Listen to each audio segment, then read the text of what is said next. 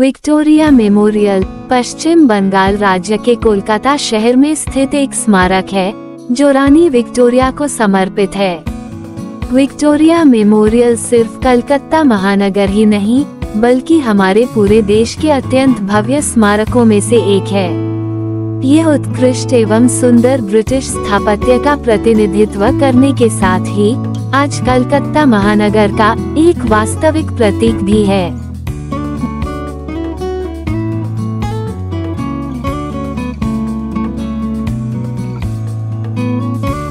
British Bharat के viceroy Lord Curzon ने दिवंगत महारानी विक्टोरिया की स्मृति में क्वींसवे पर स्थित इस स्मारक के निर्माण की परिकल्पना की थी।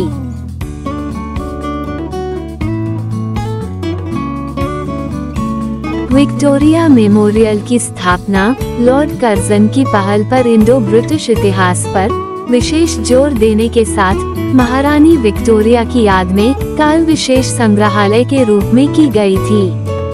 विक्टोरिया मेमोरियल की नींव सन 1906 में वेल्स के राजकुमार द्वारा रखी गई थी। 1901 में महारानी विक्टोरिया की मृत्यु के बाद उनके सम्मान में विक्टोरिया मेमोरियल का निर्माण किया गया था। ब्रिटिश राज के समय में कोलकाता भारत की राजधानी थी और महारानी विक्टोरिया वह महारानी थी जिन्होंने भारतीय उपमहाद्वीप पर शासन करने वाले ब्रिटिश क्राउन को पहना था।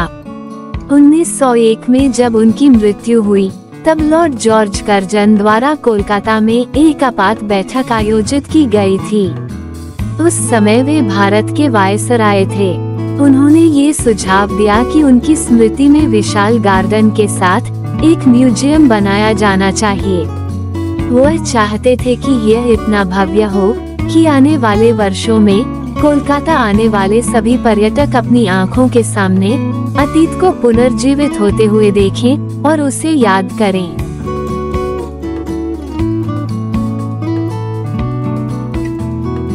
इसके बाद विक्टोरिया मेमोरियल का निर्माण किया गया। कर्जन चाहते थे कि इस स्मारक को एक विशाल संगमरमर के हॉल के रूप में कलकत्ता मैदान में बनाया जाए, जो कि मुख्य रूप से महारानी का स्मारक हो और साथ ही भारतीय साम्राज्य के लिए एक राष्ट्रीय दीर्घा और विशिष्ट व्यक्तियों का स्मृति स्थल भी हो।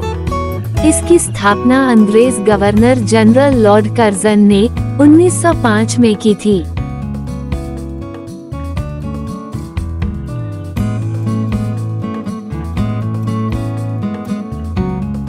उन्नीस 1906 से 1921 के बीच निर्मित यह स्मारक इंग्लैंड की तत्कालीन साम्राज्ञी महारानी विक्टोरिया को समर्पित है। इस स्मारक में विविध शिल्प कलाओं का सुंदर मिश्रण है। इसके मुगल शैली के गुंबदों पर सार्वजनिक और पुनर्जागरण काल की शैलियों का प्रभाव दिखाई पड़ता है। हालांकि बैठक 1901 में हुई थी, लेकिन मेमोरियल की पहली आधारशिला किंग जॉर्ज पंचम ने 1906 में रखी थी। उस समय वो वेल्स के राजकुमार थे और 1910 में उनके पिता एडवर्ड सप्तम की मृत्यु होने तक वे सम्राट नहीं बने थे।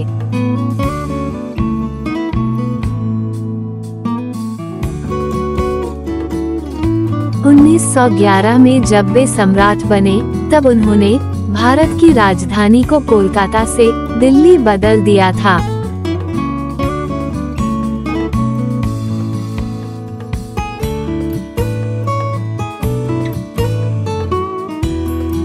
विक्टोरिया मेमोरियल 57 एकड़ भूमि पर निर्मित है और इसे राज का ताज कहा जाता है, क्योंकि भारत में इंडो ब्रिटिश स्थापत्य कला के सर्वोत्तम नमूने के रूप में मान्यता प्राप्त विक्टोरिया मेमोरियल को सन 1921 में आम जन के लिए खोला गया था और 1935 के भारत सरकार के अधिनियम द्वारा इसे राष्ट्रीय महत्व का संस्थान घोषित किया गया।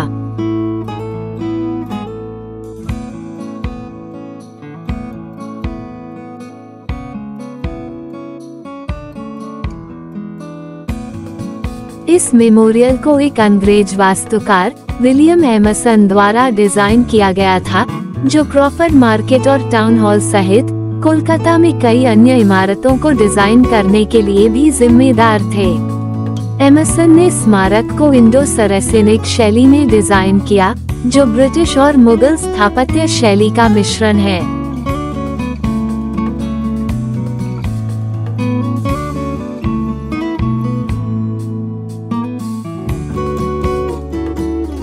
विक्टोरिया मेमोरियल कई मायनों में ताजमहल से मिलता जुलता है। दरअसल ताजमहल की तरह ही विक्टोरिया मेमोरियल भी राजस्थान के मकराना मार्बल से बनाया गया है। गुंबद और इसकी अन्य आर्किटेक्चरल डिजाइन्स ताज के डिजाइन से मिलती जुलती हैं। ये ब्रिटिश और मुगल वास्तुकला का एक आदर्श मिश्रण है, जिसे इंडो सरसेनिक रिवाइवल आर्किटेक्चर के रूप में भी जाना जाता है, जिसे 19वीं शताब्दी में अंग्रेजों ने बहुत फॉलो किया था, और जब इसे बनाया गया था तब इसकी कुल लागत 1 करोड़ 5 लाख रुपए थी।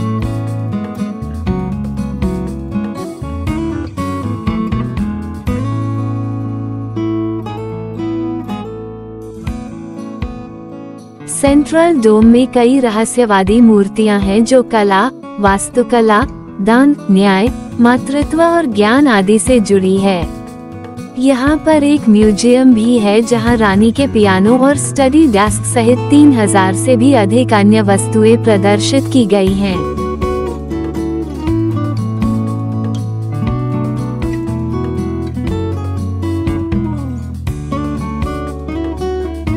इतना ही नहीं, म्यूजियम में अपनी तरह के दुर्लभ डाक टिकट और मुगल काल की मूल्यवान वस्तुएं और पांडुलिपियां भी हैं।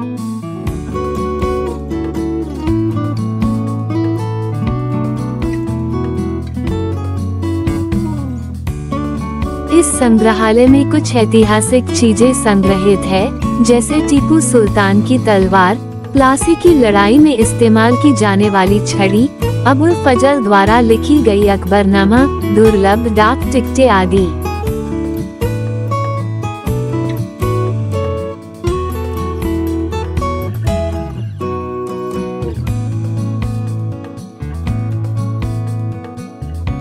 विक्टोरिया मेमोरियल के बगीचे का विस्तार 64 एकड़ है। इसका रख रखाव 21 बागवानों की टीम द्वारा किया जाता है। बगीचे को रेड एस्डेल और डेविड पेन द्वारा डिजाइन किया गया था। इमारत के चारों ओर पक्की चौकी है और Warren Hastings, Lord Cornwallis, Robert Clive, Arthur Wellesley और लॉर्ड डलहौजी की स्मारक प्रतिमाएं हैं। इनके साथ बगीचे में भारत के governor general Lord William Bentinck, Ripon और राजेंद्र नाथ मुखर्जी की मूर्तियां भी हैं।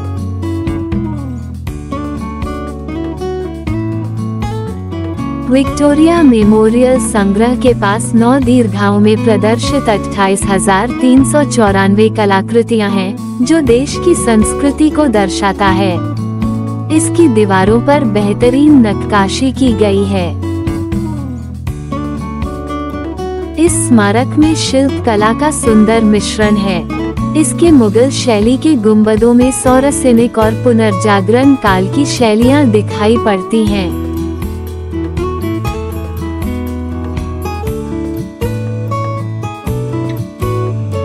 मेमोरियल में एक शानदार संग्रहालय है, जहां महारानी विक्टोरिया के पियानो और स्टडी डेस्क सहित 3000 से अधिक वस्तुएं प्रदर्शित की गई हैं।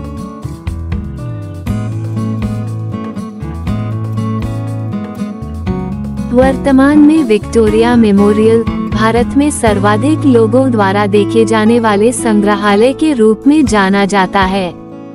वर्ष 2013-2014 में इसकी दीर्घाओं का लगभग 20 लाख लोगों ने और बगीचे का अलग से 13 लाख से अधिक लोगों ने दौरा किया।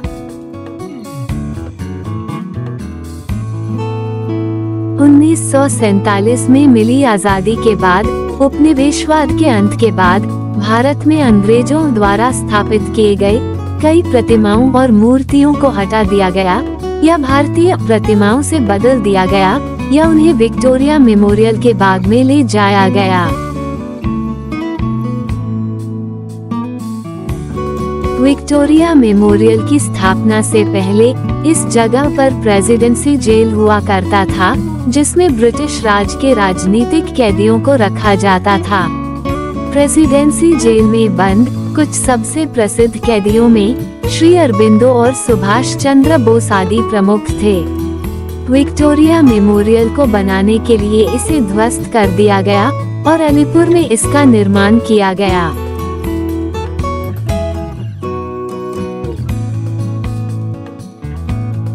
इस बड़े रचना के निर्माण के लिए भारतीयों द्वारा ही फंड जमा किया गया। पूरे देश से इसके लिए चंदा इकट्ठा किया गया और जितने पैसे जमा हुए उन्हीं पैसों से इस शानदार मेमोरियल का निर्माण कराया गया। ब्रिटिश सरकार ने भी इस रचना के लिए कुछ फंड अपनी तरफ से जोड़े।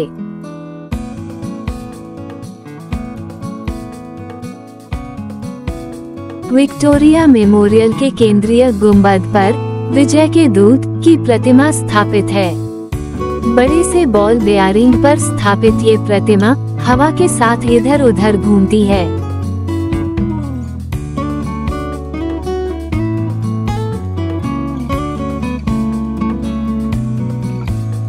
ताजमहल की तरह विक्टोरिया मेमोरियल भी मकराना संगमरमर से बनवाया गया है। यहाँ के गुंबद और अन्य रचनाओं के रचनात्मक तत्व भी ताजमहल के ही डिजाइन की तरह हैं।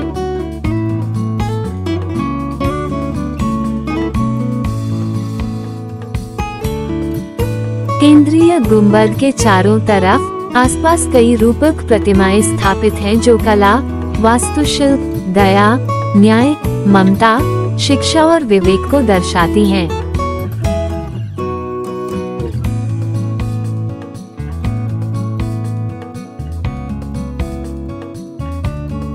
विक्टोरिया मेमोरियल में 25 गैलरियां हैं। इन गैलरियों में मूर्ति गैलरी, राजसी gallery, central hall, portrait gallery, हथियार और शस्त्रागार गैलरी और कोलकाता गैलरी हैं।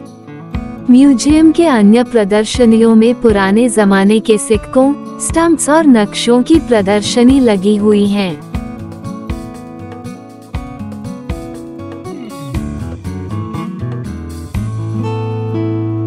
(1943) में द्वितीय विश्व युद्ध के दौरान भले ही भारत सीधे तौर पर युद्ध का हिस्सा नहीं था, लेकिन जापानी वायुसेना ने कोलकाता पर बमबारी शुरू कर दी थी।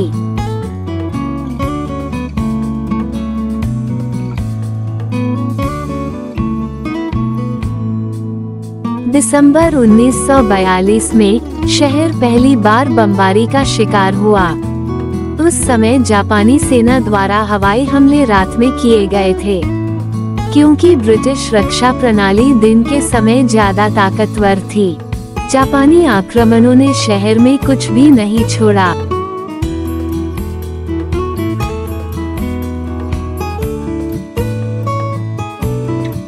वास्तुकला को सेना की चपेट में आने से बचाने के लिए लोगों ने अपनी गलियों, दुकानों और घरों को मोटे काले कागज से ढांकना शुरू कर दिया। यहाँ तक कि कोलकाता के लोग अपनी कार की हेडलाइट और खिड़कियों को भी काले रंग में रंग देते थे। स्ट्रीट लाइट को काले रंग से कवर कर दिया जाता था।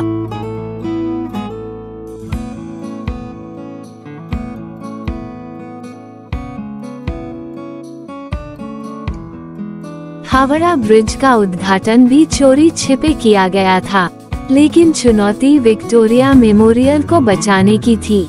चमचमाते सफेद संगमरमर से बनी और 184 फीट की ऊंचाई तक बनी इस सुंदर इमारत को कैसे बचाया जाए, इस पर काफी विचार किया गया।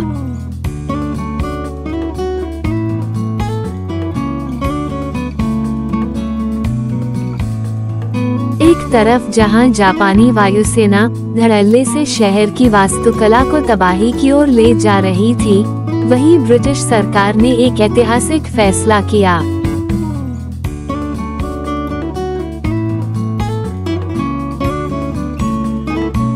बुद्धि दौड़ाने के बाद सेना को इस बात का एहसास हुआ कि थोड़ी चालबाजी से इस मुसीबत से बचा जा सकता है।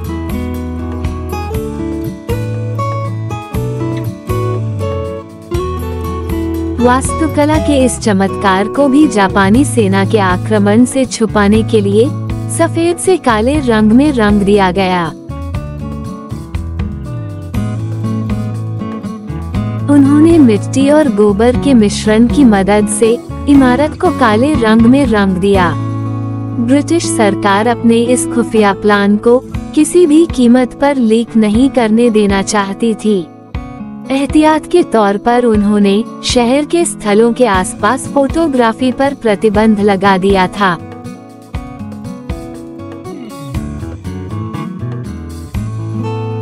विक्टोरिया मेमोरियल पार्क में स्थित होने से ये स्मारक पर्यटकों के बीच एक प्रसिद्ध और पसंदीदा स्थान है।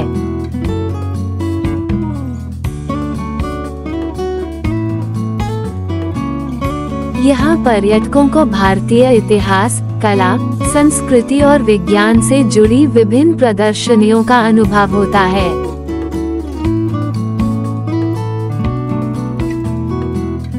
विक्टोरिया मेमोरियल कोलकाता का भ्रमण आपके जीवन में एक महत्वपूर्ण और रोचक अनुभव साबित हो सकता है।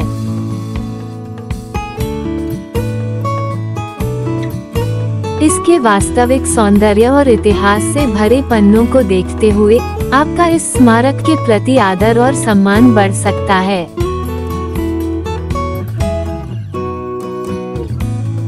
यदि आप एक इतिहास प्रेमी हैं या कोलकाता के पर्यटन स्थलों का खोज रहे हैं, तो विक्टोरिया मेमोरियल कोलकाता आपके लिए सर्वाधिक रुचिकर हो सकता है।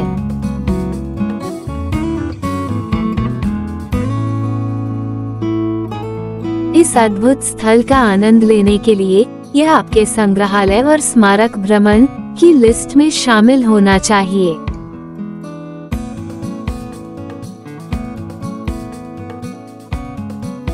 जैसे ही हम शानदार विक्टोरिया मेमोरियल की खोज में अपनी यात्रा के अंत तक पहुंचते हैं, हमें अनगिनत मनोरम क्षणों और इस प्रतिष्ठित ऐतिहासिक स्थल के समृद्ध इतिहास को प्रतिबिंबित करने में बहुत खुशी होती है। इसकी भव्य वास्तुकला से लेकर इसकी फुसफुसाती मंत्रमुग्ध कर देने वाली कहानियों तक, इस ब्लॉग का उद्देश्य विक्टोरिया मेमोरियल के वास्तविक सार को उजागर करना है।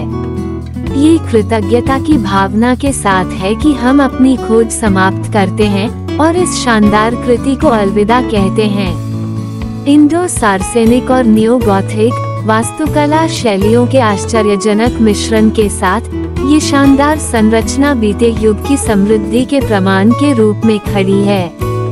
इसके हरे भरे बगीचे, विशाल रास्ते और स्मारक के चारों ओर चमकता पानी इसकी मनमोहक अपील को बढ़ाता है।